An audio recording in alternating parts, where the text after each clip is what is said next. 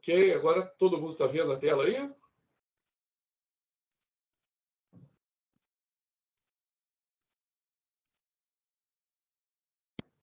Pode Sim. ser? Todo mundo está Sim, vendo? sim. Sim. Então, mais uma vez, boa noite, né? Tem a lista de presença rolando aí no chat. Todo mundo, por favor, coloca a presença.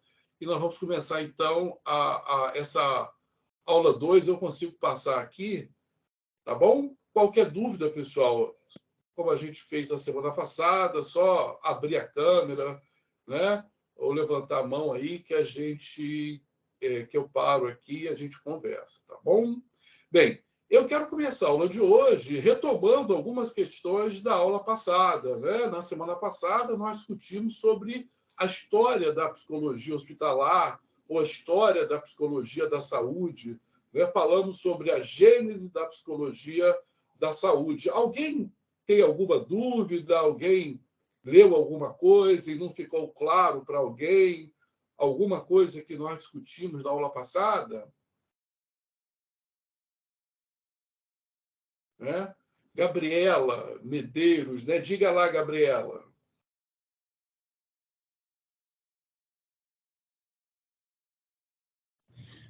Desculpa, professor, sem querer eu esbarrei no teclado. Ah, tudo bem, tudo bem. Alguém, então, tem alguma dúvida? Bem, então, só para retomar, né, nós vimos na aula passada que a origem ou a gênese dessa psicologia hospitalar, na realidade, o nome é psicologia da saúde, né? Aqui no Brasil, que ela passa a ser chamada de psicologia hospitalar. A psicologia da saúde ela começa nos Estados Unidos no pós-Segunda Guerra Mundial, ou seja, em torno por volta de 1950, né? 45 a 50, quando alguns soldados americanos voltam para casa com algumas sequelas de guerra, e ali tem origem a esse ramo da psicologia que passa a ser chamado lá de psicologia da saúde, né?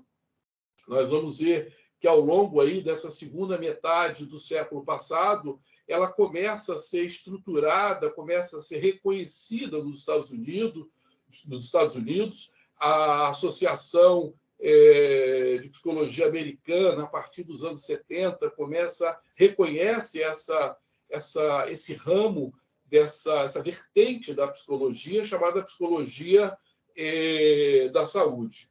Aqui no Brasil, nós vamos perceber que a psicologia da saúde também começa nessa mesma época, não é? Só com esse outro nome, chamado psicologia hospitalar.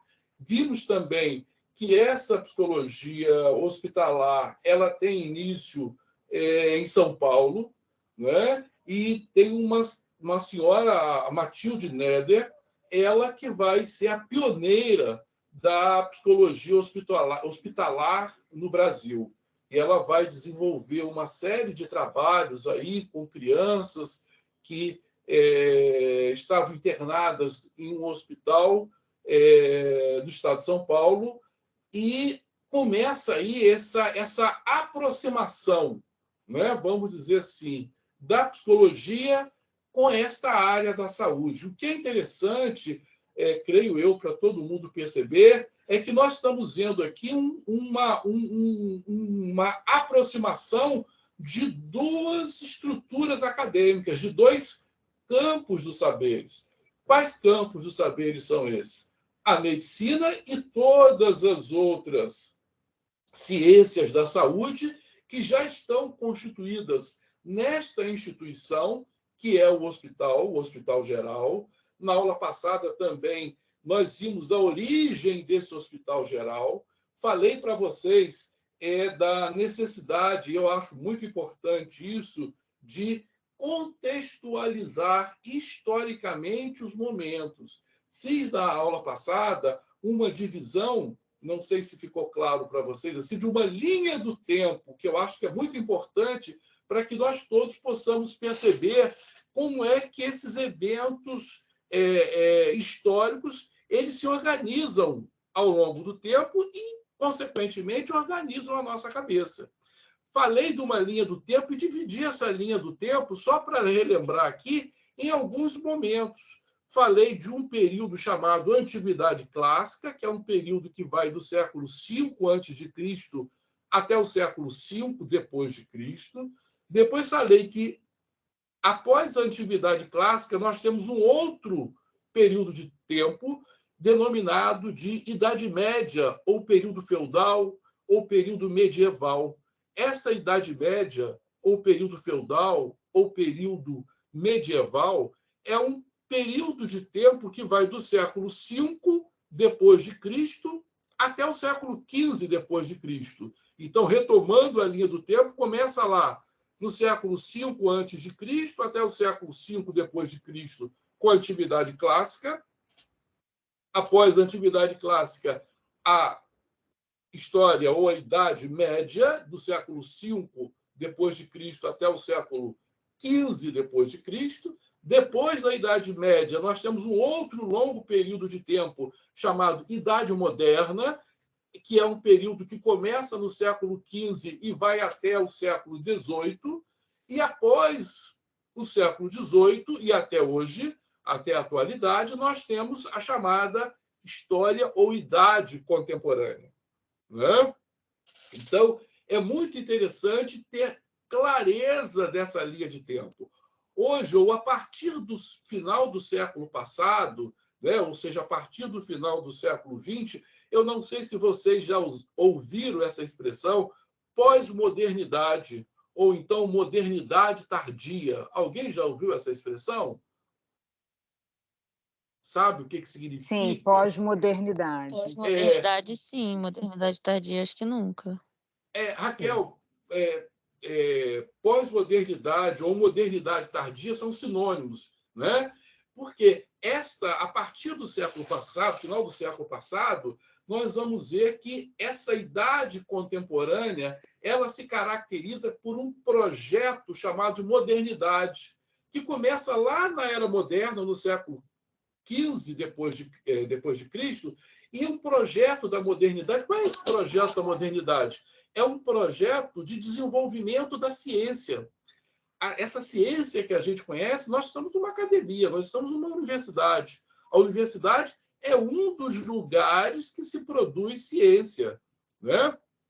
As universidades têm origem, não é, na Europa por volta do século XI, né, século XIII. Então, com o surgimento das universidades, com a era moderna, nós temos o desenvolvimento de um tipo de conhecimento chamado conhecimento científico. Esse conhecimento científico, que tem início nessa era moderna, né, ele avança para a era contemporânea, né, que é essa idade contemporânea a partir do século XVIII, e quando nós chegamos no século XIX, nós temos, vamos dizer assim, uma hegemonia da ciência. Existe um movimento da própria filosofia, chamado positivismo, que acreditava que a ciência ia dar conta de tudo. O desenvolvimento científico ia poder dar ao homem todo o desenvolvimento científico e tecnológico que ele necessita. Né? No entanto, olha só que interessante para que a gente possa pensar e refletir bastante sobre isso. Quando nós chegamos no século XX, com o desenvolvimento da ciência, né? Um desenvolvimento muito grande da ciência, o homem, por exemplo, faz 2 guerras mundiais que mata uma quantidade de pessoas que nunca havia matado antes. Então, parece um paradoxo isso, né? Ou seja, se o desenvolvimento da ciência, que muitos pesquisadores acreditavam que levaria o homem a viver plenamente em sociedade, com desenvolvimento científico e tecnológico, no século XX o homem desenvolve 2 catástrofes, a Primeira e a Segunda Guerra Mundial. Então, no final do século XX, com esse paradoxo, alguns pesquisadores falam que existe uma crise da modernidade, uma crise daquela concepção de ciência. Né? É isso que se chama de crise da modernidade e começa a surgir aí uma outra concepção de realidade que alguns pesquisadores chamam de pós-modernidade ou modernidade tardia. A pós-modernidade ou modernidade tardia é o resgate de algumas concepções de ciência, de realidade, de sociedade, um pouco diferente desta concepção da ciência moderna.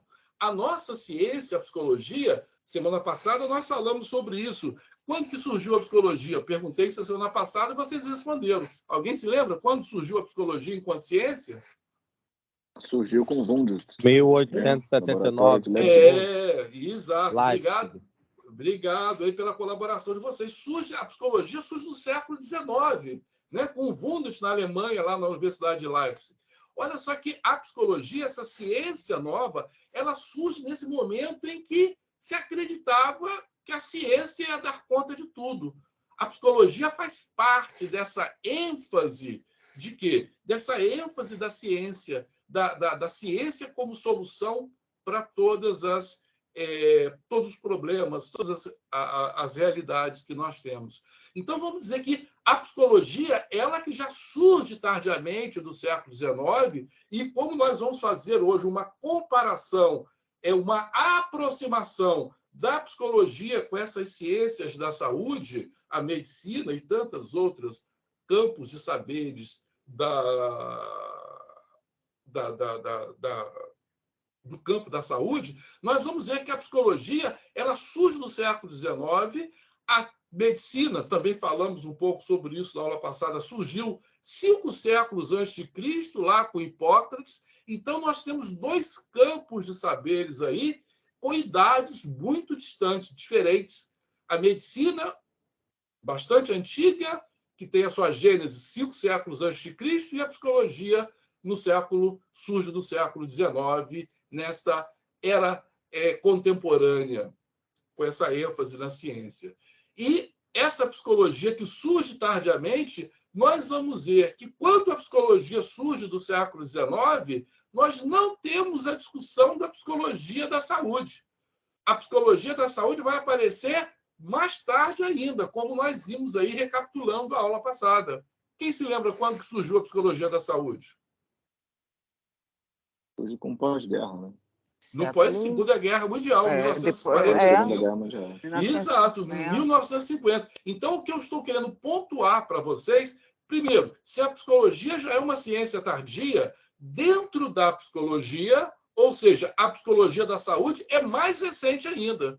Se a psicologia, a nossa ciência, surge no século XIX, a psicologia da saúde ela só vai surgir no meado do século passado. Então, nós estamos trabalhando com um campo de saber extremamente recente. Né? E como ele é recente, ele está em processo de constituição. Então, a todos vocês que quiserem trabalhar com a psicologia hospitalar, que assim ela é chamada, a psicologia da saúde no Brasil, é interessante perceber que nós estamos aí num momento ou numa visão da psicologia extremamente recente que está se constituindo ainda hoje. Tá ok? Alguma dúvida aí do que eu falei? Não, nenhuma então dúvida. Vamos aí. É até interessante porque agora com a questão da psicologia hospitalar, recentemente que você começa a falar dos cuidados com o paciente, né? Algo que dentro da estrutura seria algo que deveria ir em primeiro lugar há muito tempo, né? Sim, é o Cid que está falando? Isso.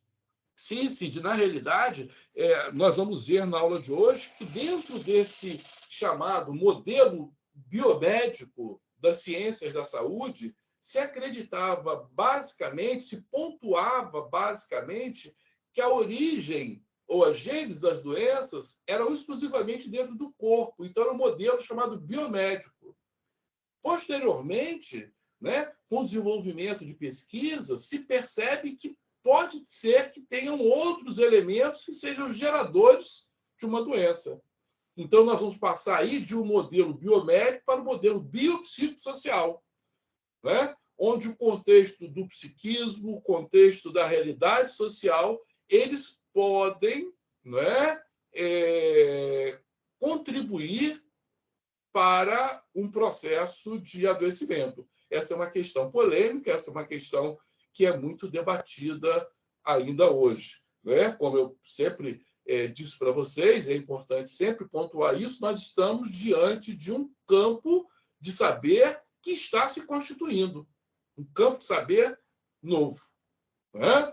Mas quando nós falamos de campo de saber, nós estamos falando o tempo inteiro de ciência, né? Estamos aqui, como a gente vê no slide aí, essa história da psicologia hospitalar. A psicologia enquanto ciência, de onde que vem a ciência? Como é que surge ciência? Quem é que faz ciência? Alguém tem noção? Quem é que produz? Professor, Pois não, quem está falando? é só para os slides, eles não estão sendo passados. Talvez tenha que dar o comando para a pessoa que está aí projetando, não me lembro o nome da amiga, para Não ir está passando, não? Eu tenho Não. aqui na minha tela, assumir o controle. Se eu assumir o controle, que eu estou passando para mim, que se eu assumir o controle, será que eu consigo passar? Tenta aí. Passa, sim. Sim, professor, se você assumir, você consegue. Agora apareceu o segundo slide para vocês? Está no terceiro. Apareceu o segundo. Deixa eu ver se eu volto aqui. Foi a Gênesis, o segundo, agora vamos para o terceiro. Está todo mundo vendo agora? História da psicologia hospitalar, é isso, né? Exato. Perfeito. Obrigado aí pela dica.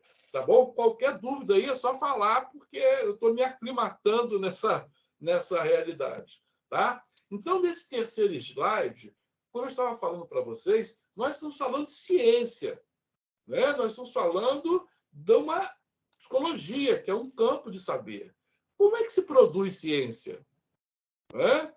Alguém tem alguma noção como é que se produz ciência e onde que se produz ciência? Porque ciência não está em árvore, né? Não, se produz com trabalhos, né? Com investigação. Pois é. Hipóteses. Sim, a hipótese ela faz parte desse campo de investigação. Mas quem é que produz ciência? Essa é uma discussão que nós vamos ver aqui hoje, né? As universidades, elas têm, entre outras funções, produzir ciência, né? A universidade ela trabalha com ensino, pesquisa e extensão. Ensino é isso que a gente está fazendo aqui, por exemplo, no curso de graduação. Pesquisa são onde os pesquisadores das diversas universidades ou institutos de pesquisa vão produzir pesquisa. Né? Então, nós vamos falar mais um pouco sobre esse processo de produção de pesquisa, para ficar claro para todo mundo. Mas eu gostaria de começar esse debate com o que está aí nesse círculo aí, artigos. Quando vocês leem essa palavra artigos, remete a alguma coisa? Eu não sei se lembra alguma coisa para vocês essa questão do artigo. O artigo é um tipo de literatura. Como existem diversos tipos de literatura, não é? Por exemplo, o romance é um tipo de literatura, né? A literatura científica, os textos científicos, eles têm características, não é? Eu não sei se vocês estão familiarizados com os textos acadêmicos ou com os textos científicos, mas todo texto científico ele tem uma ordenação, porque fazer ciência você tem que dizer para todo mundo o que você faz, né? Como é que eu faço, quais foram os caminhos que eu segui e quais foram as conclusões que eu cheguei. Então, o artigo, pessoal, é uma forma de comunicação da pesquisa. Depois que uma pessoa desenvolve uma pesquisa, quando ela conclui a pesquisa, ela vai procurar uma revista científica, normalmente, para publicar o seu artigo. Então, ela vai comunicar. É o momento que o pesquisador vai deixar claro para a comunidade científica qual o trabalho que ele fez, qual a pesquisa que ele fez, qual a conclusão que ele fez. Então, nós que estamos num curso de graduação, vocês estão terminando aí um curso de graduação em psicologia, é importante começar a ter essa familiarização com esses textos acadêmicos, com esses textos científicos. E aí eu trouxe aqui para vocês 2 textos. Olha, existe uma obrigatoriedade de ler? A questão não é essa. O interessante é quanto mais eu leio, mais me amplia meus horizontes. Então, eu trouxe, olha só, esse texto, A Psicologia Hospitalar e o Hospital. Está vendo? Esse é o título do texto. Eu coloquei ali em itálico e entre aspas para dizer, olha, não fui eu que escrevi isso. Quem escreveu isso foram as pesquisadoras. E eu coloquei o nome delas aí, tá vendo? 2 pesquisadoras que escreveram isso aí. E embaixo, aí na terceira linha, ou quarta linha, tem dizendo qual foi a revista que elas publicaram. Tá vendo? Revista SBPH, volume 14, número 1, no Rio de Janeiro, que foi publicada dos meses de janeiro a junho de 2011. Então, quem quiser saber qual foi essa pesquisa que essas autoras fizeram, ou seja, que pesquisa? A Psicologia Hospitalar e o Hospital, só colocar esse texto na internet que vai aparecer para vocês. Então, aparece um texto e elas vêm discutindo o quê? O surgimento dessa psicologia hospitalar e a relação da psicologia hospitalar com o hospital. Né? Então, é muito interessante, é uma leitura relativamente fácil. Né? Vocês vão ver que todo artigo científico ele começa com um título, depois aparece, né? Isso é padrão na literatura científica, uma coisa chamada resumo, onde os autores resumem o que eles fizeram ali, normalmente 5 a 10 linhas, se resume qual foi a sua pesquisa, né? Depois aparece lá palavras-chave, aparece 3, 4 ou 5 palavras-chave, que são palavras que dão um norte para quem vai ler. E depois vem o texto, né? E no final do texto, as referências. Então, essa é a estrutura de um artigo. Se vocês forem ler esse artigo, forem ver, antes até de ler as referências que aparecem no final do texto, vocês vão ver que muitos dos livros da nossa bibliografia, da nossa disciplina, da bibliografia básica e da bibliografia complementar, elas aparecem nesse texto. Então, é muito interessante que as autoras já fizeram uma análise de parte dessa bibliografia e colocaram lá para a gente. Então, vale a pena a leitura, vale a pena ler, anotar do lado as dúvidas e trazer para cá, para que a gente possa dialogar. Por exemplo, na próxima aula, a gente pode começar discutindo esses textos, né? Que seria interessante para que a gente possa ter uma familiaridade com essa coisa chamada psicologia hospitalar e a sua relação com o hospital. No segundo texto aí, também selecionei um outro texto que eu achei muito interessante. Olha, botei de novo aí entre aspas em itálico para dizer, isso não é meu, foram esses autores aqui, olha, que fizeram a psicologia do Hospital Geral, aspectos históricos, conceituais e práticos. Né? Então, aparecem esses autores, o Adriano e a Maria Aparecida Crepaldi, né? O Adriano Azevedo e a Maria Aparecida Crepaldi, discutindo como é que surgiu a psicologia no hospital, como é que a psicologia entrou no Hospital Geral. Né? Então, eles vão discutir o quê? Está vendo? Olha, aspectos históricos, uma história disso, quais são os conceitos e as práticas que se encontram nesse processo. Então, seria muito interessante dar uma lida lá, porque vocês vão ver também que nesse texto vai aparecer aí o quê? Boa parte da bibliografia base e complementar da nossa disciplina. Então, eu estou trazendo, além da possibilidade de vocês lerem os livros da bibliografia básica e complementar, artigos que condensam isso, que tornam uma aproximação com a discussão da psicologia hospitalar, tornam mais palatar, tornam mais fácil de digerir, de entender. Está vendo? No segundo texto, aparece, depois do nome dos autores, olha, Estudos de Psicologia 1, é o nome da revista que está fazendo a comunicação desse artigo, fica lá em Campinas. Né? Aí aparecem as páginas, né? O ano que foi publicado e os meses que foi publicado. Fazer ciência é isso.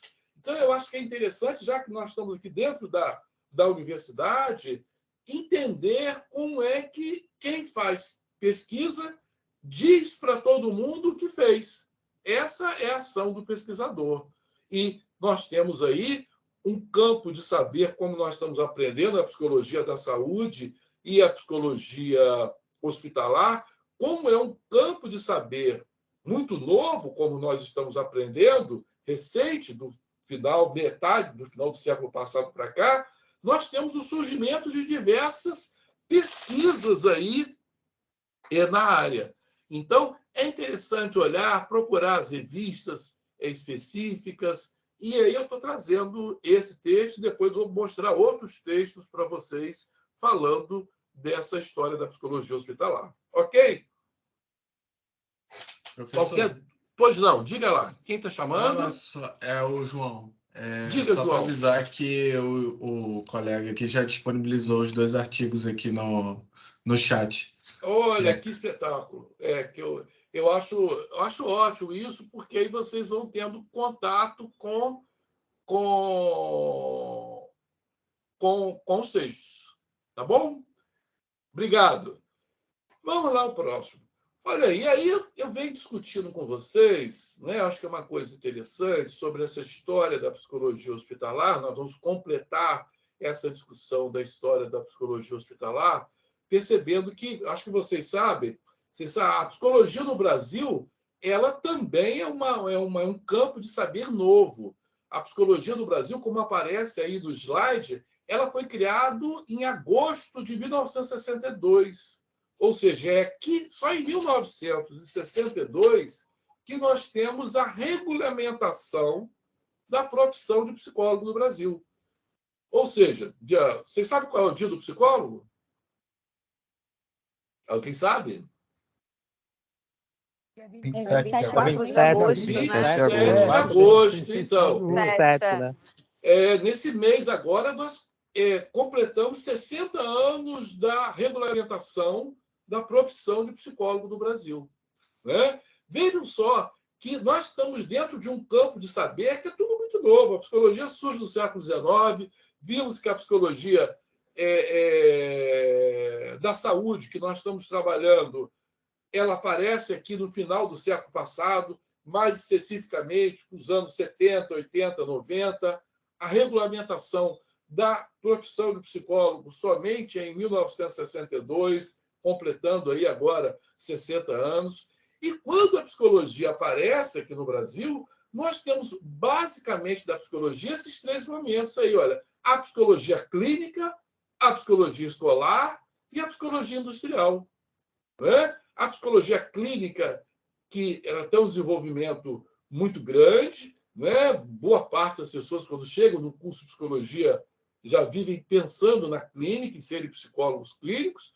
A psicologia escolar também, que já há algum tempo traz uma série de contribuições para entender os processos de aprendizagem no interior das instituições de ensino, e a psicologia industrial, que vai lá trabalhar, vai fazer essa articulação com o mundo do trabalho, mais especificamente com a indústria. Vejam, então, que quando surge a psicologia no Brasil, ela é preponderantemente com esses 3 campos. Né? E só mais tarde, como a gente está discutindo aqui, né? Só a partir, no caso aqui do Brasil, do final do século passado, anos 70, 80 e 90, que aparece a psicologia da saúde. Então, eu uso uma expressão, também está aqui entre aspas, porque não fui eu que falei isso, foi um dos autores aí dos textos, fala que a psicologia da saúde ela aparece como um guarda-chuva. Por que ela aparece como um guarda-chuva? Por que os autores estão usando essa expressão que a psicologia da saúde ela aparece como um guarda-chuva? Ela aparece porque dentro desse campo chamado psicologia da saúde vão existir diversos subcampos. Por exemplo, eu tenho a psicologia da saúde no Hospital Geral, que aqui no Brasil é o que ficou conhecido como o quê? Psicologia hospitalar.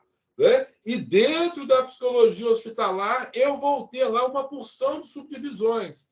Como é que é, por exemplo, a psicologia hospitalar no ambulatório? Como é que é a psicologia hospitalar na unidade de terapia intensiva? Não é? E por aí vai. Quer dizer, então, a psicologia da saúde, ela agrega uma quantidade de subcampos muito grandes, muito grande. E como a gente está vendo aí, ela se constitui basicamente o quê? A partir da segunda metade do século passado. Né? Então, só para nós nos situarmos aí. Trago aqui, como a gente está falando de ciência o tempo inteiro, não é? Porque é importante falar sobre isso, que um dos fatores que ajudou o desenvolvimento da psicologia hospitalar, né? E sempre lembrando para vocês, psicologia hospitalar é o nome preponderante da psicologia da saúde no Brasil, foi a inserção da psicologia hospitalar na realidade acadêmica. Quando eu falo inserção na realidade acadêmica, é inserção nas universidades. Essa psicologia hospitalar, a partir da segunda metade do século passado, um dos fatores que ajudou o desenvolvimento desta psicologia hospitalar foi a inserção dessa psicologia na universidade. Como é que essa psicologia ela vai se inserir na universidade? Ela vai aparecer, por exemplo, nas disciplinas de psicologia hospitalar nos cursos de graduação, como é o nosso exemplo aqui. Nós estamos dentro de uma disciplina chamada psicologia hospitalar. Esse curso que vocês estão fazendo, o curso de psicologia, é um tipo de curso de quê? De graduação.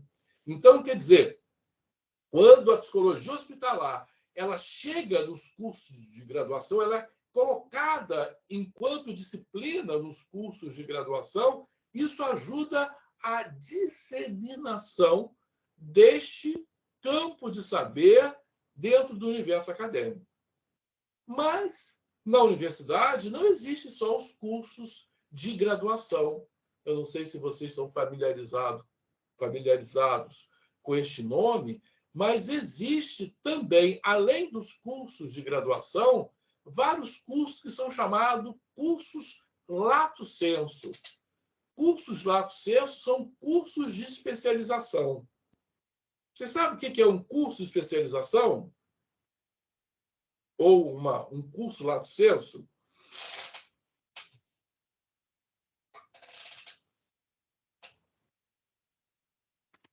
Sim, professor. Seria pós-graduação, né? Pois é, a pós-graduação foi... Pós-graduações com durações menores, Isso estabelecidas, reguladas pelo MEC. Isso aí, Ítalo, não é isso? Na realidade, existem dois tipos de pós-graduação. Uma pós-graduação chamada lato sensu e um outro tipo de pós-graduação chamado stricto sensu.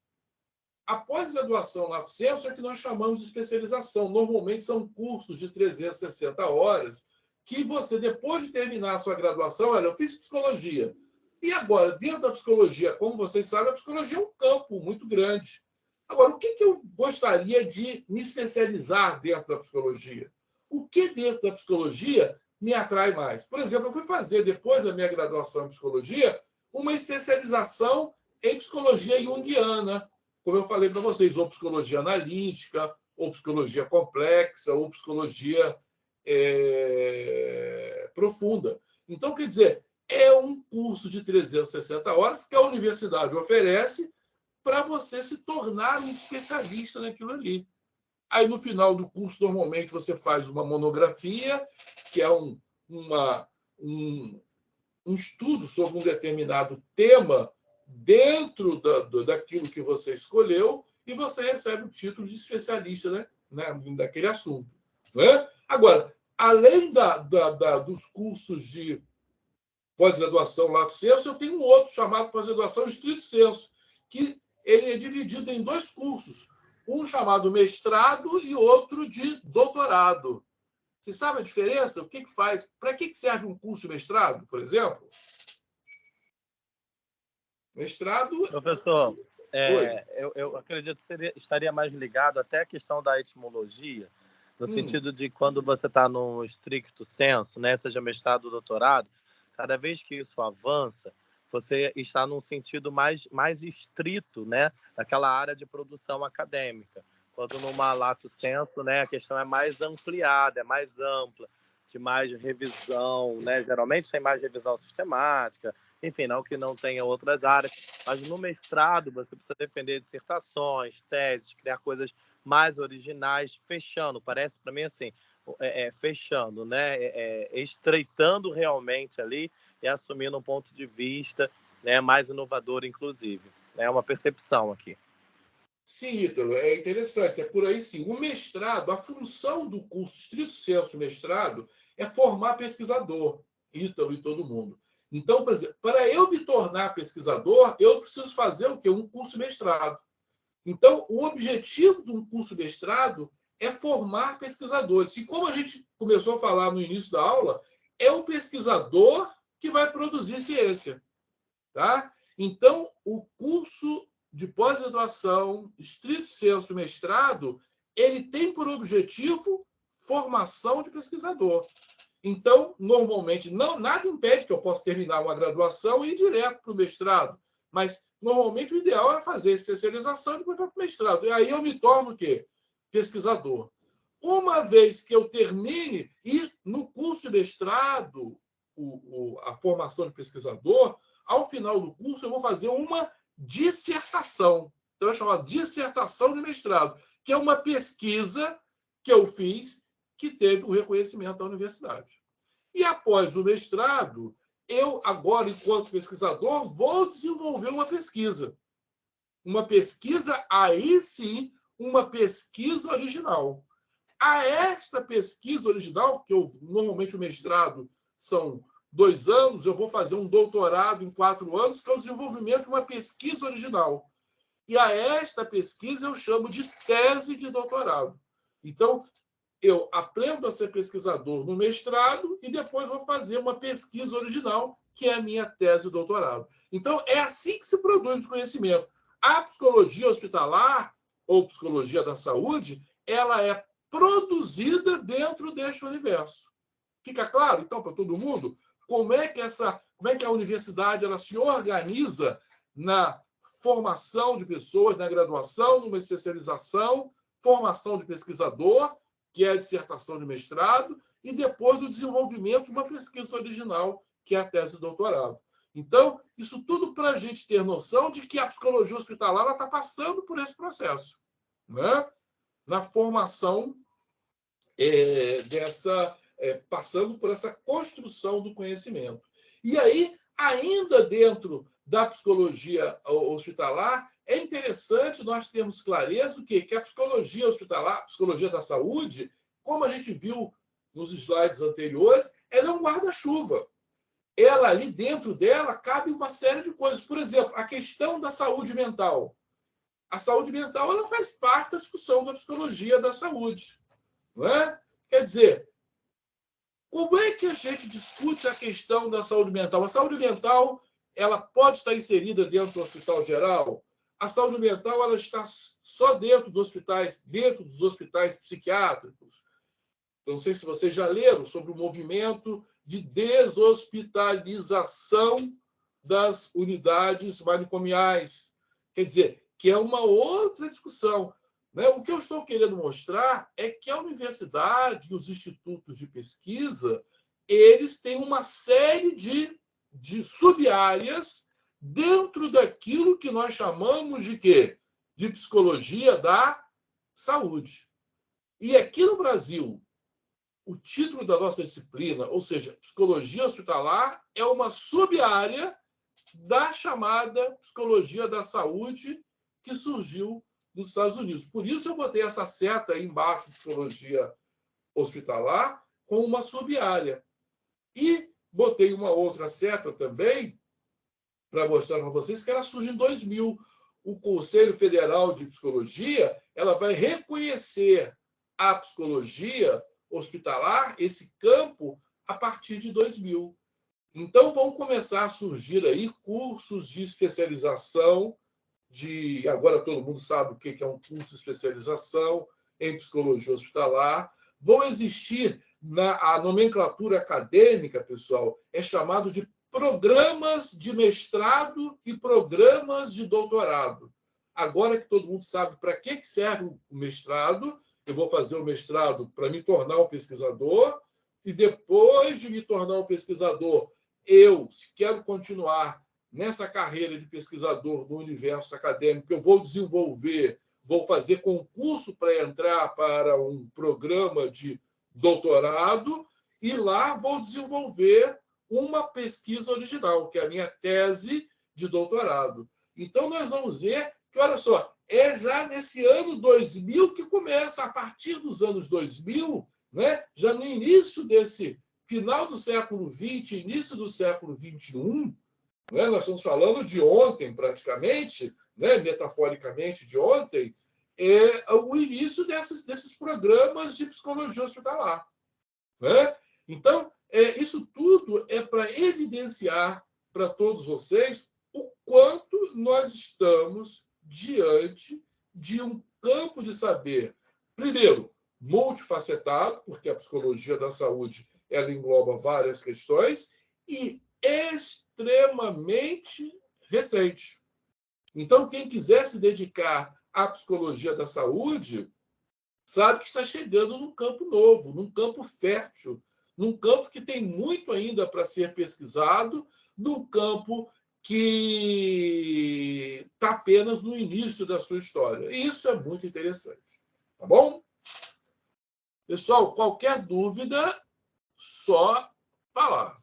Tá? Porque eu não consigo, às vezes, ficar vendo o chat aqui, falar e ver o chat, né? Então, qualquer coisa, pergunta aqui. Então, essa psicologia da saúde, que é esse nome genérico, né? Essa palavra genérica até nem é ideal, esse nome que engloba diversas sub-áreas, né? Ela tem por objetivo que é estudar, entre outros objetivos, estudar as causas e origens de determinadas doenças. Né? Como nós vimos agora há pouco, falei agora há pouco para vocês, durante muito tempo se acreditava que só a origem, né, da doença estaria só na soma, só nesse corpo. Né? Se bem que quando a gente fala só na soma, não dá para dividir corpo e psique, né? São duas coisas integradas. Mas esse chamado modelo biomédico, que está atrás da barra aqui para mim, né? O modelo biomédico, ele pautava na origem da doença, na etiologia da doença, como uma etiologia só do corpo. Né? Só do corpo. É difícil, repito, ela era uma etiologia somática. Professor, pois não? Nessa linha mesmo que você está falando aí, professor, eu falo assim das doenças tangíveis, aquelas que você pode aí tocar através de doenças tangíveis. Você pode tocar através de exames, né, de eletro e outras coisas mais. Pois é, e quem falou aí foi o Hélio? Isso. Sim. Na realidade, até as doenças tangíveis hoje, nós vamos discutir isso mais tarde, será que elas têm uma origem psíquica? Por exemplo, será que o estresse ele pode gerar uma lesão em um determinado sistema, em um determinado órgão do nosso corpo? Né? Então, essa é uma questão. Quer dizer, esse modelo biopsicossocial é um avanço dessa visão. Nós temos, e eu vou falar sobre isso daqui a pouco, a psicologia social, principalmente a psicologia social crítica, não sei se vocês já fizeram essa disciplina, ela vai discutir, né, como esse contexto social que nós estamos inseridos, ele pode gerar um processo de adoecimento. Então, quer dizer, talvez o adoecimento não seja só, né, no universo do corpo, talvez esse contexto em que a gente esteja, né, e isso é uma das questões que os pesquisadores, agora vocês sabem o que são os pesquisadores da psicologia social crítica, eles vêm discutindo aí se é possível esses fatores sociais gerarem um processo de adoecimento. Então, quer dizer, Entre os objetivos da psicologia da saúde, nós temos aí estudar as causas e origens de determinadas doenças. Promover a saúde, quer dizer, o que é esse conceito de saúde? Que é um conceito complexo, né? O que é saúde? É só ausência de doença? Né? Ou talvez... Aí começa a dúvida, e o que é doença? Pois é, né? Então, quer dizer, é um processo complexo, né? Quais são esses elementos que podem manter essa saúde? Né? Quais são os elementos envolvidos na manutenção da saúde? Então, essa é uma discussão que a psicologia da saúde, tá vendo? Esse campo novo, né? Quem está desenvolvendo pesquisas, ele está trazendo para a gente. Vocês podem também entrar nessa seara aí e se tornarem pesquisadores na medida que vocês aprofundarem seus estudos aí na universidade. Né? Prevenir e tratar doenças é uma outra questão da psicologia da saúde. Né? Como é que a gente pode pensar nesse modelo de prevenção de doenças? Né? E promover políticas de saúde pública. Essa é uma discussão muito interessante. Né? Como é que se discute políticas de saúde pública? Nós vamos entender a saúde só como uma cura de doença ou eu posso desenvolver um trabalho preventivo? Né? É interessante trazer essa discussão. E aí você vê que aí tem, como diria numa expressão popular, pano para manga. O que tem de questões a serem investigadas e questões a serem discutidas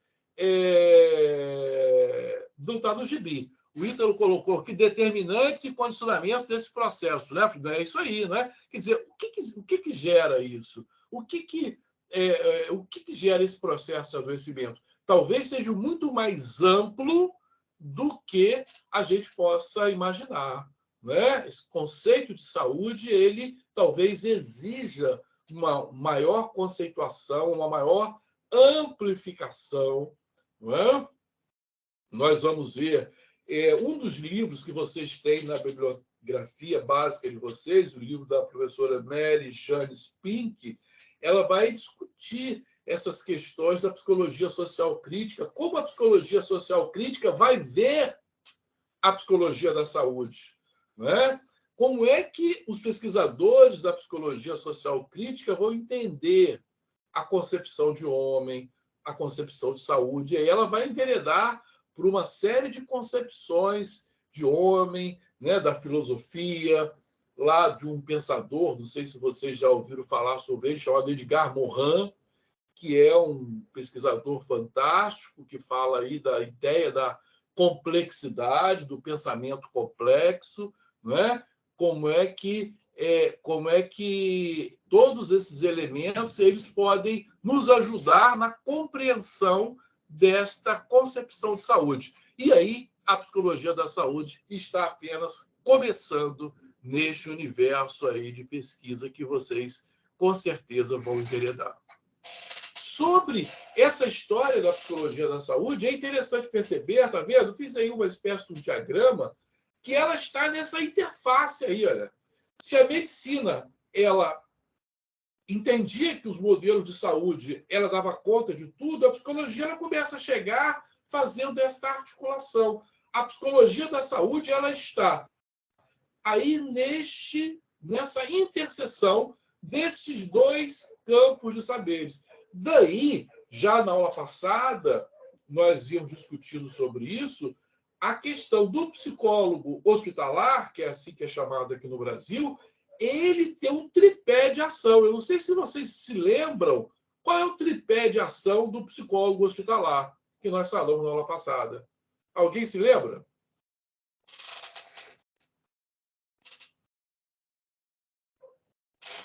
Professor, seria o paciente, a família do paciente, a equipe multidisciplinar, não é isso? Isso aí, Ítalo. Quer dizer, que trabalha, o psicólogo hospitalar trabalha com esse tripé. E tá vendo? Ele vai trabalhar em contato com esses profissionais da saúde.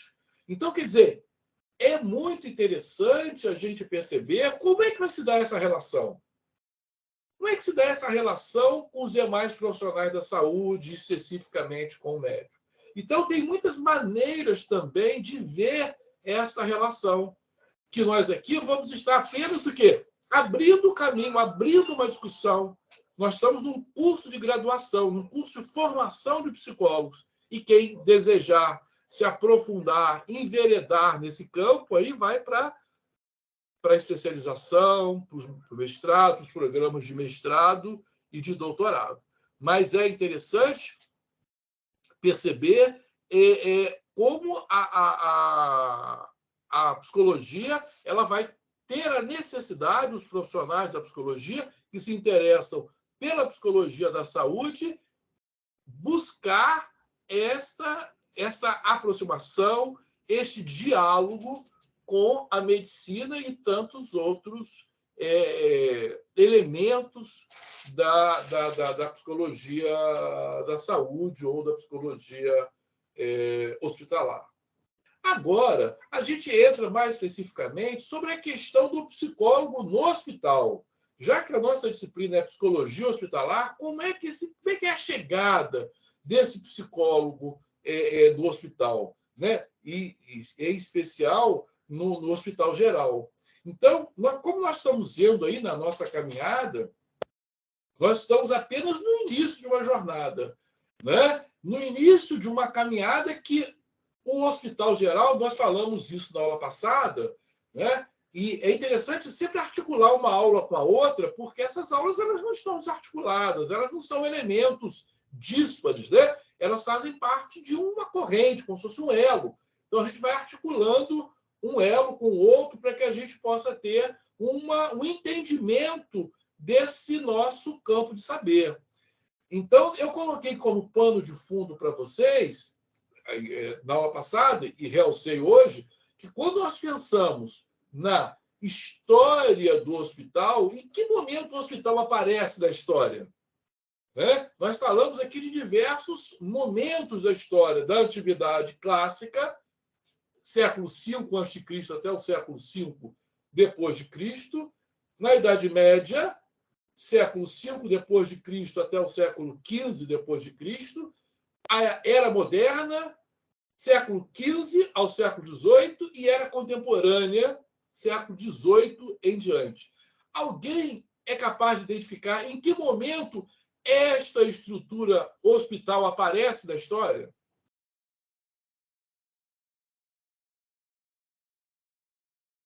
Temos a situação da guerra marcante e no Brasil, no início do século, com relação o Império, né? Que é mais anterior, e antes eram tratados todos em casa, e depois foi os negros, as questões dos escravos, dos imigrantes, e aí foram desenvolvendo locais específicos para que esse tratamento fosse feito. E as doenças, né? Malária e outras doenças que suscitou isolamentos.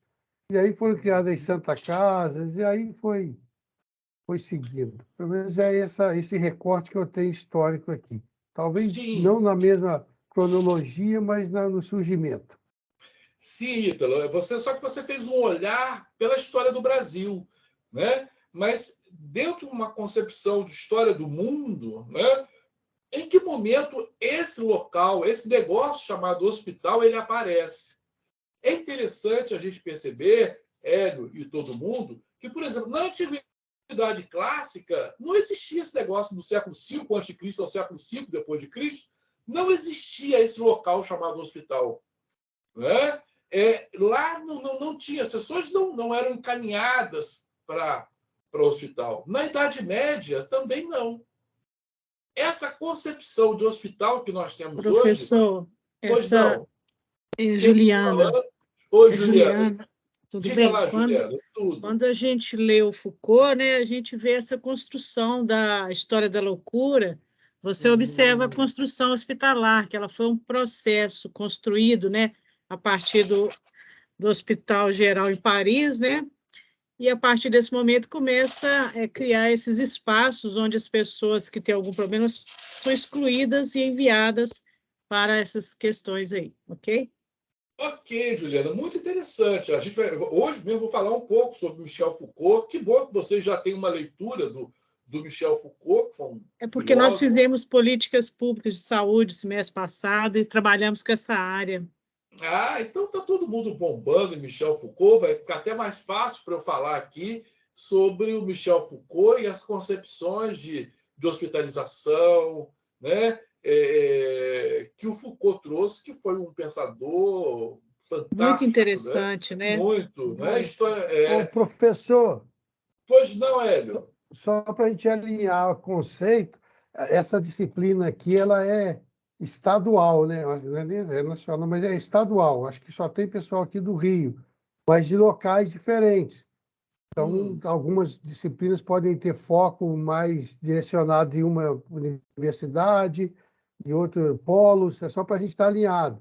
E talvez também tenha períodos diferentes, é só para a gente estar... Às vezes fala de Foucault, mas uns já estudaram, outros leram, outros não, outro ainda vai, só para a gente estar alinhando como a turma é formada, né? Perfeito, Hélio. Então, a gente vai tentando discutir juntos aqui esses conceitos, né? Já que nem todos, talvez, tenham tido a oportunidade de estudar. Algumas pessoas colocaram aqui no chat, a Cristiane, falando que o hospital surgiu depois da Revolução Industrial, o Djamir também falando aí que surge após o cerceamento dos campos, né, os enclosures da Idade Moderna na Inglaterra. Realmente, o hospital ele aparece na Europa, não é? A partir da Era Moderna. O Michel Foucault, lá com História da Loucura, ele vai pontuar essa questão. O hospital ele aparece com a constituição de uma coisa, não sei se vocês estão familiarizados com essa expressão, chamada modo de produção capitalista, que é uma forma de organização social, e é ali que surge o hospital. Então, o hospital ele vai se constituindo enquanto instituição, ele surge um pouco diferente do que a gente conhece hoje, e depois ele vai se conformando até a chegar como o que nós entendemos hoje como essa instituição chamada hospital. Então, nós temos necessidade de ampliar o referencial teórico sobre a instituição hospitalar. Nós vamos ter a oportunidade de falar um pouco mais sobre o hospital e, mais especificamente, sobre a questão da hospitalização psiquiátrica, né?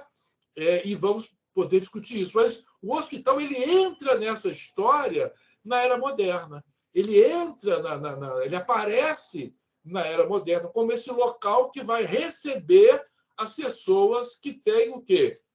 Um certo tipo de adoecimento. Né? E surge primeiro com essa concepção bem do adoecimento associado à soma. E com o surgimento da psicologia da saúde, né, ele vê que, como a gente viu, a psicologia da saúde ela vai surgir aí, não é? Somente no século XX, está vendo? O hospital surge lá no início da Era Moderna, a psicologia da saúde ela vai surgir no século XX.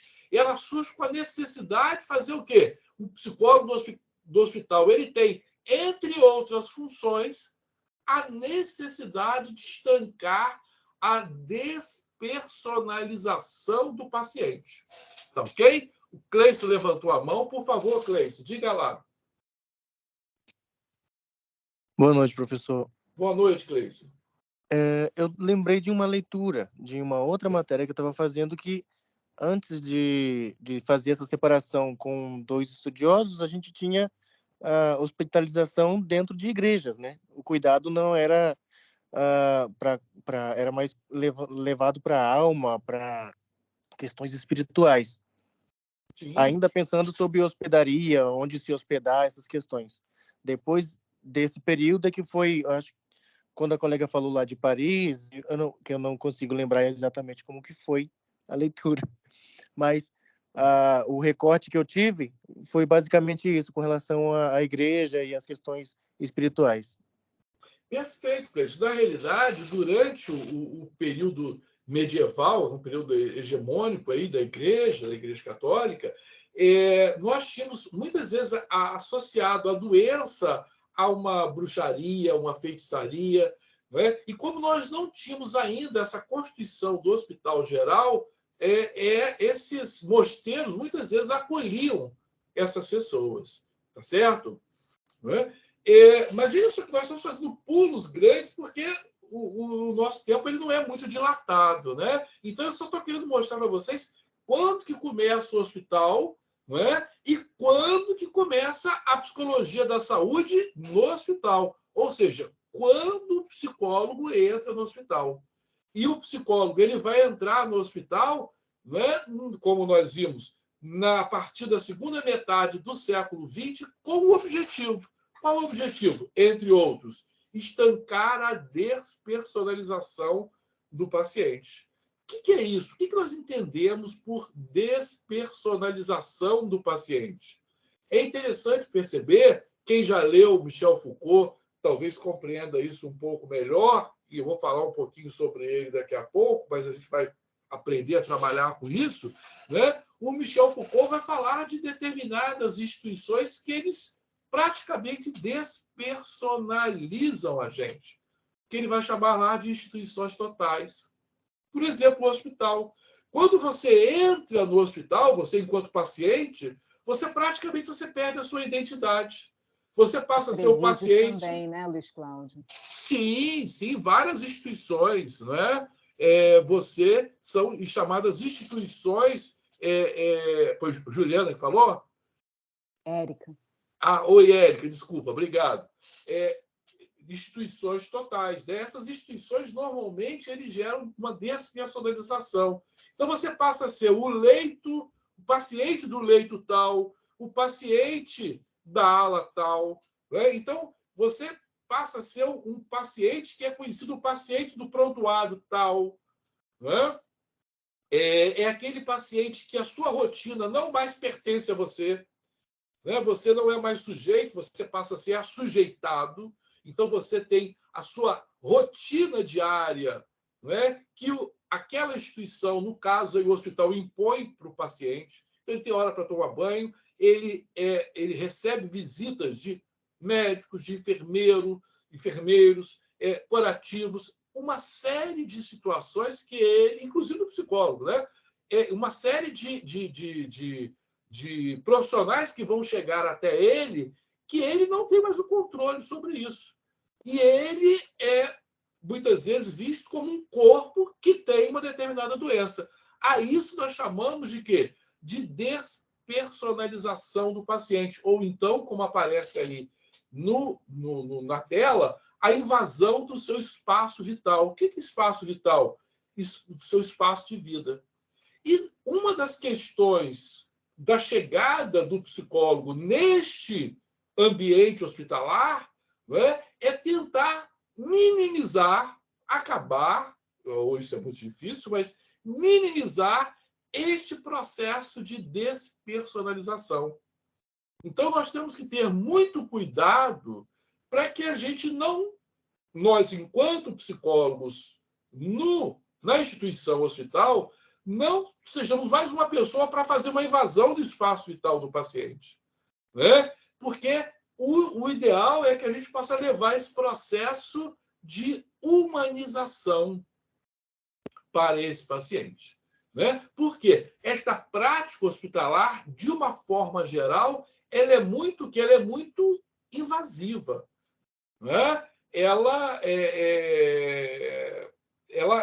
faz com que o paciente ele perca esse controle do seu dia a dia. Né? Então, uma das questões que precisam ainda ser mais amadurecidas, pesquisadas do psicólogo no hospital, é exatamente buscar amenizar esse processo de despersonalização.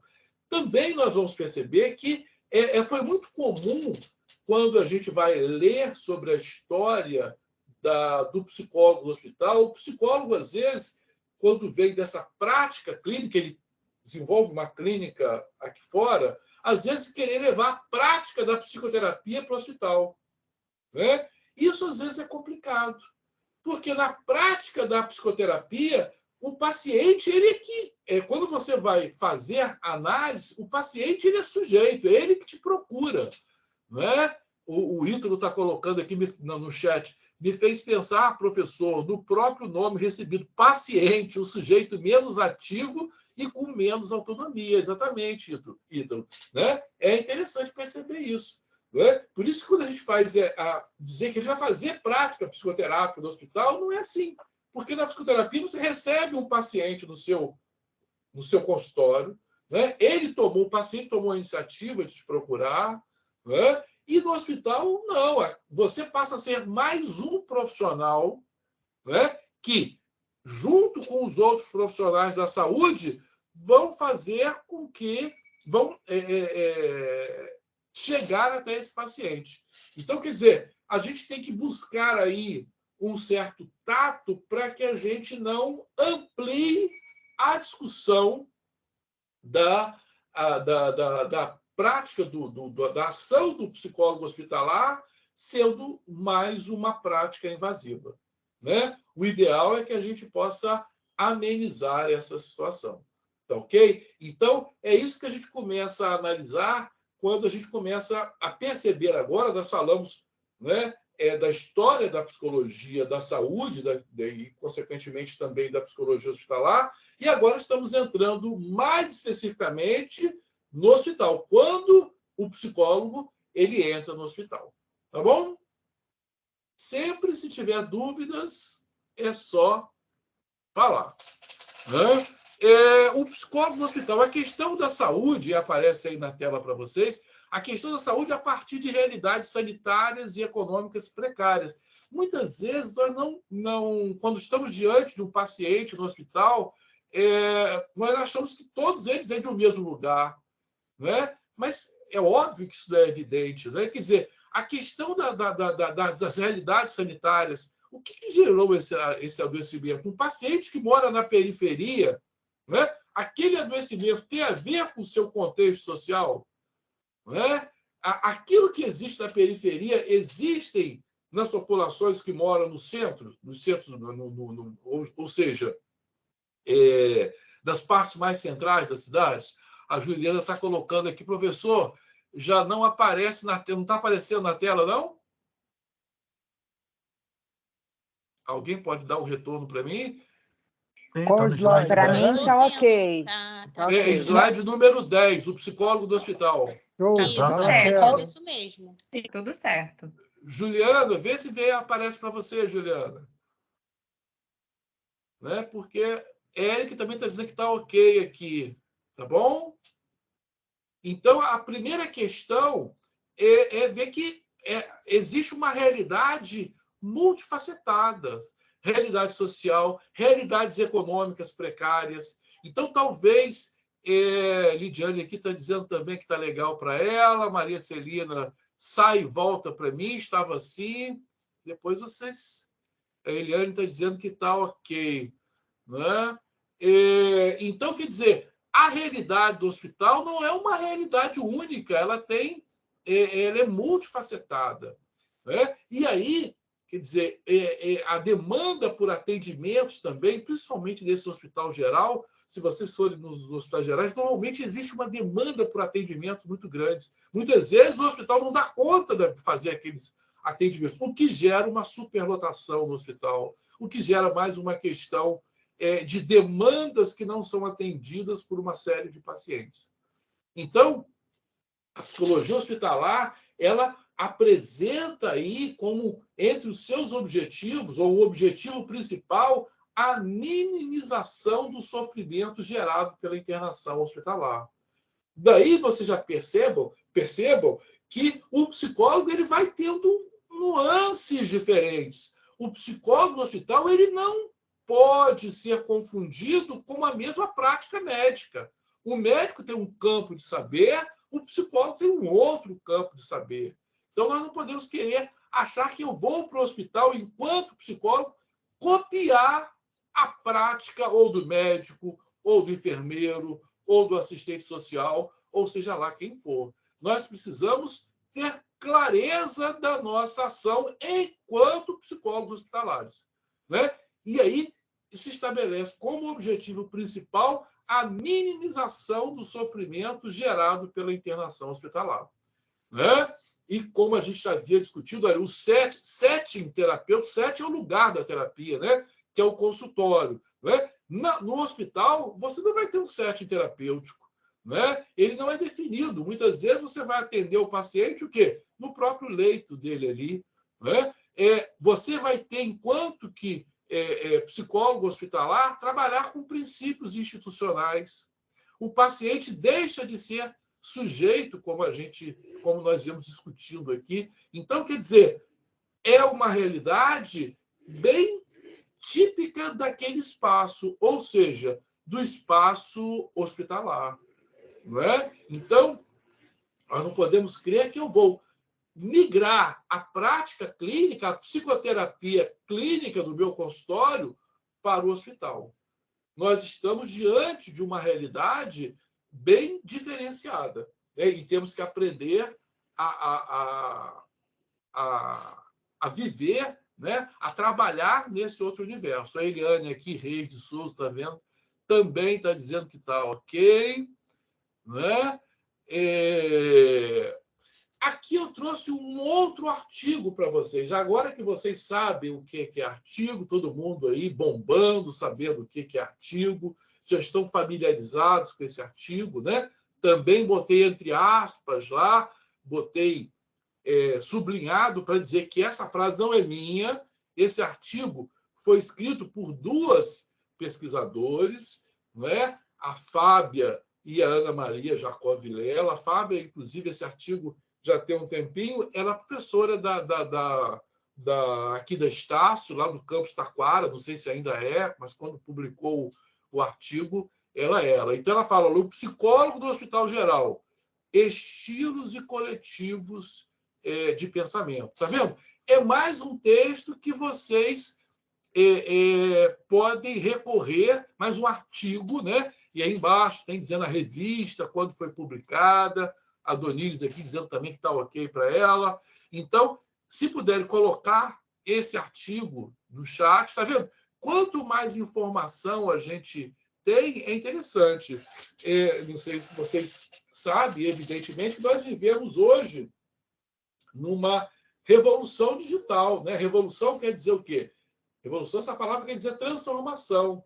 Essa cultura digital, inclusive essa cultura digital que está permitindo esse nosso encontro hoje aqui, que é o encontro virtual, essa aula virtual, essa realidade ela é marcada, entre outras coisas, por um excesso de informação. Nós vivemos hoje num mar de informações. A Juliana dizendo aí que retornou, tá ok, Juliana.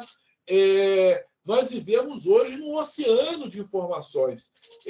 Tem uma expressão de um pesquisador, que na época do meu mestrado eu lia muito, porque eu sou de uma geração que pegou essa transição da cultura chamada analógica, né, para a cultura digital. Né? Eu vivi, ou estou vivendo, essa cultura analógica. Por exemplo, eu, quando comecei a dar aula, era quadro giz. Né? Agora, olha só, a gente está dando aula, não está usando mais quadro, giz, papel, é só tela digital. Né? É interessante que a cultura digital ela vai modificando as profissões. Enquanto psicoterapeuta, hoje eu atendo online. Né? Quer dizer, e essa cultura digital, onde todos nós estamos impregnados dela, não tem como fugir dela, né? Isso não vai parar. Quer dizer, não adianta querer fugir desse oceano de informações. E eu falei isso tudo para dizer que um autor que eu li há muito tempo do mestrado, o Pierre Levy, né? Ele dizia que nós temos, diante desse oceano de informações que nós temos que aprender a surfar, a navegar nesse oceano de informações. Então, quando eu trago esses textos, não é para confundir vocês, olha, mais um texto. Não, é mostrar para vocês que tem uma profusão muito grande de pessoas pesquisando e, como nós aprendemos na aula de hoje, o artigo é uma comunicação da pesquisa e quando vocês forem ler os artigos, vocês vão ver que todos têm uma estrutura comum e nós precisamos nos familiarizarmos com essa literatura acadêmica, com essa literatura científica, discutindo sobre o psicólogo, né, no Hospital Geral. Então, a Fábia e olha, a Cristiane, eu acho que já botou, Cristiane botou já o artigo aí, foi isso aí, Cristiane, né?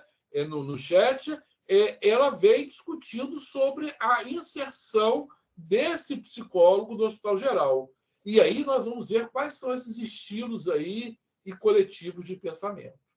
Tá ok? Então, essa tela para mostrar para a gente que tem possibilidades diferenciadas. Nós estamos quase chegando aí no final da nossa aula, mas aí, já na aula de hoje, nós passamos aí da história da psicologia para o psicólogo no interior do hospital, quer dizer, esse hospital que é um espaço, começa aí a discussão da tela aí, do círculo ali, da elipse, né? O hospital é esse espaço híbrido. Por que o espaço híbrido? Porque a gente vai ter que conviver, nós, enquanto psicólogos que estivemos trabalhando no hospital, vamos ter que aprender a trabalhar com essa equipe multiprofissional, não é? É um espaço híbrido com vários tipos de profissionais, como nós vimos aqui hoje, médicos, vários tipos de especialidades médicas, enfermeiros, assistentes sociais e por aí vai, fisioterapeutas, psicólogos, né? E aí, como que nós chegamos nesse hospital? Qual é a psicologia que nós vamos levar? Porque não existe, como vocês com certeza já devem ter lido sobre isso, não existe uma única psicologia. A psicologia é multifacetada. Ou seja, eu, enquanto psicólogo, quando chego neste hospital, eu vou trabalhar com o quê? Com a psicologia comportamental cognitivista. Qual é a concepção de homem que tem lá na psicologia comportamental cognitivista? Tem embutido ali uma concepção de homem. Não é? Possivelmente, né, a partir, né, daquelas concepções, né, do ambiente como gerador e controlador do comportamento. Ou seja, o psicólogo comportamental ele vai trabalhar com estudo e análise do comportamento. Ele não está preocupado com uma mente, né? Ele está preocupado, basicamente, em mudanças de comportamento. Se eu sou psicólogo cognitivo comportamental, eu vou chegar nessa estrutura trazendo toda uma bagagem dessa teoria, toda uma produção de conhecimento dessa teoria. Está vendo como que a psicologia ela se complexifica mais porque ela não é uma unidade. Ou eu posso ser o quê? Um psicólogo humanista existencial, que eu vou basear a minha prática a partir da filosofia existencialista, lá, a partir do Jean-Paul Sartre, quando entende que a existência precede a essência. Ou eu posso vir a partir de uma visão psicanalítica, né? Vir trabalhando com essa concepção de inconsciente, a formação do inconsciente, do recalque, por aí vai. Ou eu posso trabalhar a partir de uma concepção da psicologia analítica junguiana, como é o meu caso. Posso ter uma visão a partir da psicologia gestaltista e por aí vai. A Eliane Souza está dizendo aqui no chat, dentro do hospital os profissionais vão trabalhar em conjunto. Sim, Eliane, essa é a ideia. Essa é a questão. O que é interessante perceber é que dentro da psicologia, nós, enquanto psicólogos, vamos trabalhar, além de tantos outros profissionais, nós vamos ver que as diversas correntes, vamos dizer assim, da psicologia, as diversas vias da psicologia, elas vão ver a psicologia da saúde de uma forma diferenciada. Não é? Então, vocês vão ver que nos textos que nós vamos ler, que vocês já estão lendo, por exemplo, tem um autor que é muito discutido aí, aparece na bibliografia básica, também, se não me engano, na bibliografia complementar, o Valdemar Augusto Jeremy Camon. Ele vai olhar, ele foi um dos pioneiros da psicologia da saúde no Brasil, ele vai olhar a psicologia da saúde com viés da psicologia humanista existencial. Não é? alguns pioneiros da psicologia da saúde do trabalho, desculpe, não psicologia do trabalho, da psicologia hospitalar no Brasil, como foi o caso da Matilde Neder, que eu falei dela no início da aula, que foi a pioneira dos anos 50 em São Paulo.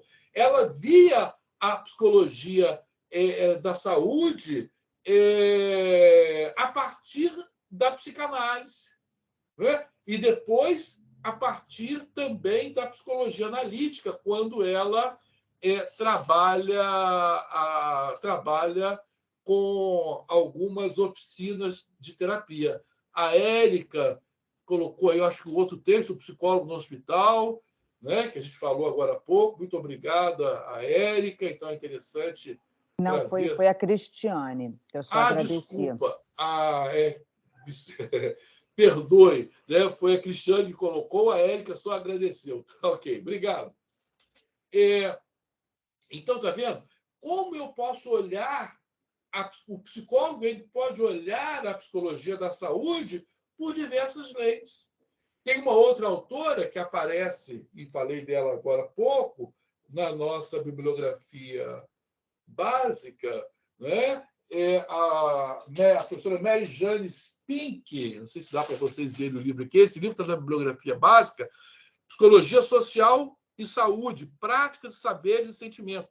A Mary Jane vai ver a psicologia da saúde a partir das lentes da psicologia social crítica. Está vendo? Como a psicologia ela vai olhar esse fenômeno da psicologia da saúde e da psicologia hospitalar a partir da concepção que o psicólogo trabalha. Fica claro isso para todo mundo? Não é? Que cada pesquisador vai olhar a psicologia da saúde e a psicologia hospitalar, como é chamada no Brasil, a partir do seu campo de pesquisa. Se eu sou cognitivo-comportamental, se eu sou humanista, se eu sou psicanalítica, se eu trabalho com psicanálise, se eu trabalho com psicologia analítica, né? Se eu trabalho com psicologia social crítica. Então, nós vamos ver que o psicólogo ele tem essa característica dele ver a psicologia social e a psicologia social a partir do seu prisma de pesquisa. Elaine aqui, só dizendo sim aqui. Vamos avançando aqui, então. E aí, a partir do que eu falei, a psicologia da saúde, quer dizer, a Mary Jane Spink, que é uma autora, ela olha a psicologia da saúde a partir da visão da psicologia social crítica, né? Ou seja, como que a psicologia social crítica ela entende essa estrutura psíquica? A estrutura psíquica da psicologia social crítica ela vai entender que o homem tem uma estrutura psíquica onde o meio ele tem um fator muito importante na constituição desse psiquismo, né? Então, para essa visão, para essa concepção de psicologia, chamada psicologia social crítica, não é? Nós não podemos olhar o homem como uma realidade estanque, e essa psique humana como uma realidade estanque. Ela reflete, ela tem a ver, ela dialoga com essa realidade que a gente está vivendo. Ou seja, esse psiquismo ele não pode ser desconectado do contexto onde ele está inserido. Daí, a Mary Jane Spink falar de quê? De uma postura construcionista, né? Então, vejam bem, se eu, enquanto pesquisador, e agora todo mundo sabe o que é pesquisador, quem é pesquisador, que lá fez o seu curso de mestrado, aprendeu a ser pesquisador, se eu vejo, se eu pesquiso a partir da psicologia social crítica, eu vou ter esse olhar. Então, eu vou para o hospital com um olhar específico aí dessa realidade. Então, nós temos que ter clareza disso aí. trouxe também essa visão do psicólogo do hospital a partir do Michel Foucault, que foi esse pensador aí que algumas pessoas já leram, que nasceu em 1926, morreu em 1984. E o Foucault é um psicólogo, filósofo francês. Por que eu estou trazendo ele aqui? Porque quando ele vai olhar essas instituições totais, o hospital é uma, entre outras tantas instituições totais, ele vai dizer que ali dentro existe uma microfísica do poder, né? Ele vai identificar, o Michel Foucault, entre outras coisas, a existência de um poder que até então não se era discutido. Ele, enquanto pesquisador, ele vai identificar um tipo de poder que as pessoas não conheciam, né? Ou seja, quando a gente fala em poder, normalmente nós associamos o poder um poder que vem de cima para baixo, um poder centralizado. É isso que a gente associa normalmente quando pensamos em poder. O Michel Foucault, ele vai mostrar para a gente que existe um poder que, em vez de vir de cima para baixo, ele vem de baixo para cima, né? Olha só que interessante. A este poder que vem de baixo para cima, ele chama de micropoder. Isso, a microfísica do poder, é um dos livros do Michel Foucault. Então, ele vai dizer que esse poder, que é um poder gerador de disciplina, ele gera disciplina nas pessoas, é um poder relacional. Por que ele chama de poder relacional? É um poder que está nas relações. Ele está entre as pessoas. Ninguém detém esse poder. Ele está entre as pessoas. E esse poder disciplinar, esse micropoder, ou esse poder relacional, ele é um formador de sujeitos. E aí, quando nós pensamos no hospital, que tipo de micropoderes existe nesse hospital? Quais são as relações que existem no hospital? Existe algum poder que talvez a gente não perceba nesse hospital? Então, a leitura do Michel Foucault, ela é bastante esclarecedora por essas questões. Então, nós vemos, se eu vejo a realidade do hospital a partir de uma concepção Foucaultiana, eu vou ver ali determinadas realidades que as pessoas aparentemente não percebem. Como eu dei um exemplo aqui, a Mathilde Neder, que foi a pioneira da psicologia hospitalar no Brasil, ela enxergava o psicólogo do hospital a partir da psicanálise e, posteriormente, a partir da psicologia analítica. Olha que interessante como nós temos diversas concepções do quê? De olhar esse psicólogo no hospital. A Mary-Jane Spink, ela vai falar que essa confluência entre psicologia e saúde, ela passa por fases, 3 fases diferentes aqui no Brasil. No início, com a preponderância da psicanálise e da psicossomática, depois com a inclusão do psiquismo nesse processo de adoecimento, e depois a doença como fenômeno psicossocial.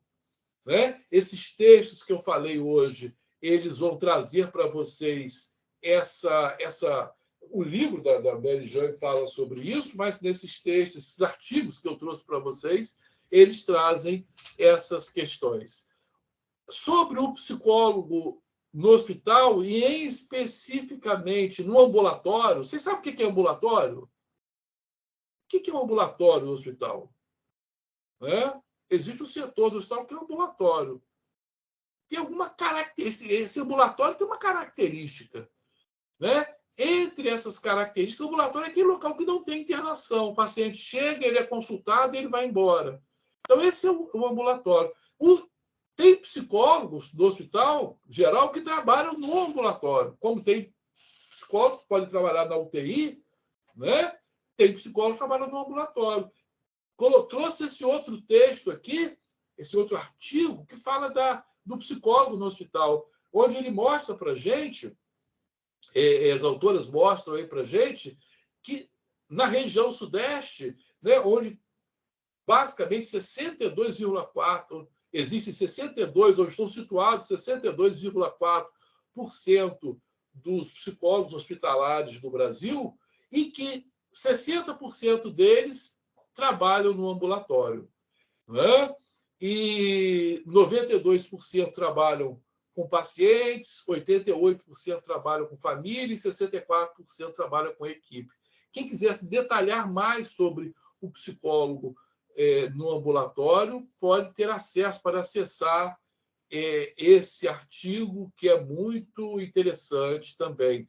Vocês colocaram um livro aí, eu acho que no chat aí, no chat não, na página aí do Teams, tem um livro falando, nesse livro tem um capítulo, eu estive lendo ali, que fala sobre psicologia, o psicólogo do ambulatório. Nesse mesmo artigo fala os tipos de terapia utilizados pelo psicólogo no hospital, como eu falei para vocês, existe a psicanálise, terapia cognitiva comportamental, a psicoterapia breve, a psicoterapia existencial humanista, a Gestalt, a visão sistêmica, enfim, nós temos diversas perspectivas de olhar o trabalho do psicólogo no hospital. Eu trouxe essa última tela aqui, vendo como o José Bregger, que é um psiquiatra argentino, ele entende qual é a função do psicólogo no hospital, é desenvolver o que ele chama de psicohigiene, né?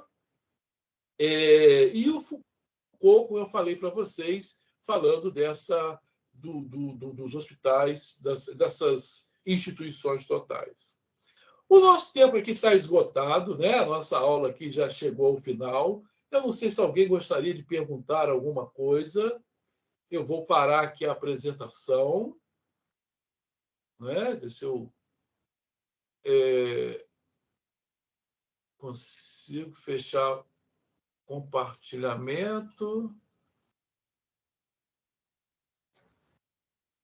né? Alguém gostaria de perguntar alguma coisa, de alguma dúvida, alguma coisa que não ficou claro? Pois não. Quem está chamando? É Ronaldo. Ronaldo, pois não, Ronaldo. Então, professor, só fazer uma contribuição sobre essa questão do hospital, dentro dessa questão política, né, vamos dizer assim, dos atravessamentos que tem dentro da instituição. E aí eu fiz um link sobretudo nessa fase epidêmica. Em algumas situações eu pude perceber, até não como usuário, mas como alguém que esteve lá, o quanto as famílias buscavam justamente o psicólogo. E aí eu tenho uma pessoa conhecida que, inclusive, atuou em hospitais na época, uma psicóloga, né? E ela disse que existia quase que algo muito presente todas as vezes que a família tinha um ente que entrava com algum familiar já vindo a óbito, existia um desequilíbrio muito grande. E o quanto foi ativo o trabalho do psicólogo do hospitalar nessa fase epidêmica dentro do ambulatório, dentro do hospital. Ele foi extremamente fundamental, porque os familiares eles já deixavam o paciente com a sensação de que não veria mais aquele paciente.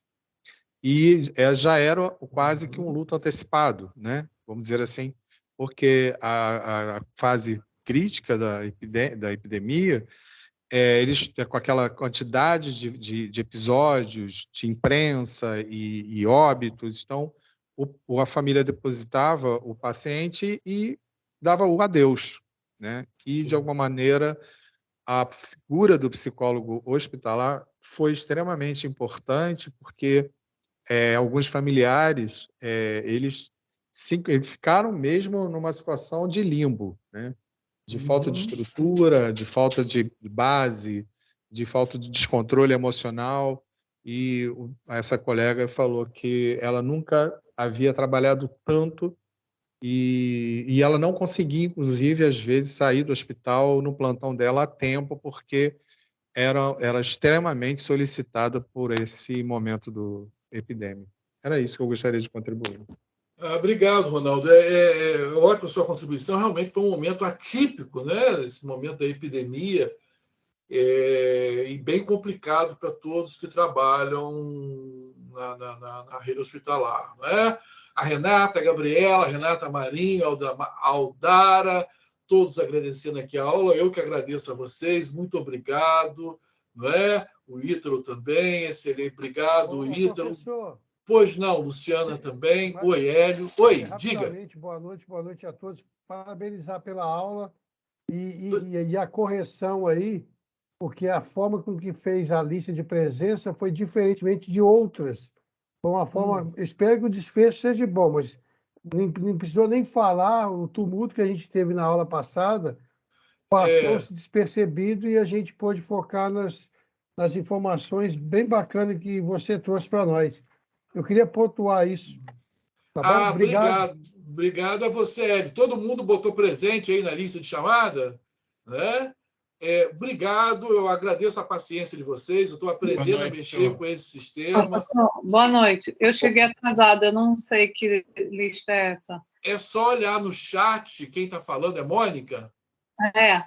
É só olhar no chat, tem um lugar para você clicar, só clicar presente.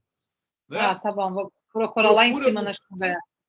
Procura no chat aí, é só clicar presente que fica registrada a presença, porque a partir de agora eu vou pegar a lista, colocar no Excel e depois eu vou fazer a chamada. Eu acho que fica mais fácil assim, não é mesmo? Professor? Pois não. Boa noite. Boa noite. Quem está chamando? Quem está falando? Wanderson, tudo bem? Oi, Wanderson. Obrigado pela aula, tá bom? E eu só gostaria que o senhor depois desse uma olhadinha sobre a questão da presença semana passada. Eu estou vendo aqui no meu CIA que eu estou com falta, e eu não faltei semana passada. É só você mandar para mim um bilhetezinho, né? Bilhete da minha época, né? Do professor Raiz, né? Uma informação aí, uma mensagem que eu faço uma bônus, tá ok, Wanderson? Pode deixar, professor. Muito obrigado, tá bom? Bom descanso para o senhor. Obrigado a todos. Vou parar a gravação aqui. Leia os textos, trago as dúvidas para a próxima aula e muito obrigado. Boa noite a todos. Professor? Pois não. Desculpa aí. O senhor vai baixar essa lista agora? Porque eu ainda não encontrei aqui no chat, eu estou procurando. Eu também, estou procurando aqui. Tá em tarefas, gente. Gente, ele criou uma tarefa. Atividade. São duas opções de lista aí. Tem a tarefa e tem a do chat aí. Tá certo? Porque tem vou dar uma olhada aqui.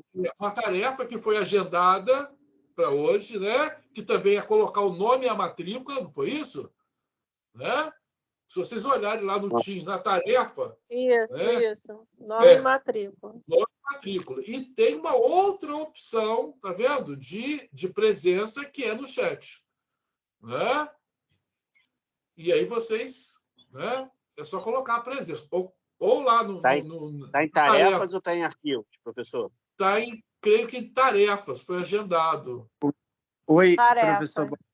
Eu acabei de tarefa que não está mais disponível para colocar. Porque ela fechou 21h10. Coloque, olha no chat. Tarefa não está, não. Porque no chat, eu achei, foi do Luiz Cláudio Gomes, a 19h29. Então, quer dizer, já fechou realmente o tarefa, que ela ficou de 19h30 até 21h10. É só o tempo da aula, então façam por favor, pelo chat. Então okay? é só escrever dentro do chat. No chat, uma colega aí falou que está num horário. Qual é o horário? 19h29, eu achei aqui do Luiz Cláudio. Luiz Cláudio sou eu, né? É só colocar presente. Clicar presente e enviar o voto. 19h29. Clicar e envia. Tá bom? Mais alguma dúvida? Vou tentar achar aqui. Então é só procurar aí. Tá bom? Tá bom, muito obrigado. Mais uma vez, eu que agradeço a vocês. Boa noite e até a próxima semana. Boa noite, obrigado, professor. Nada, eu que agradeço. Tchau. Boa noite, professor. Boa noite. Boa noite.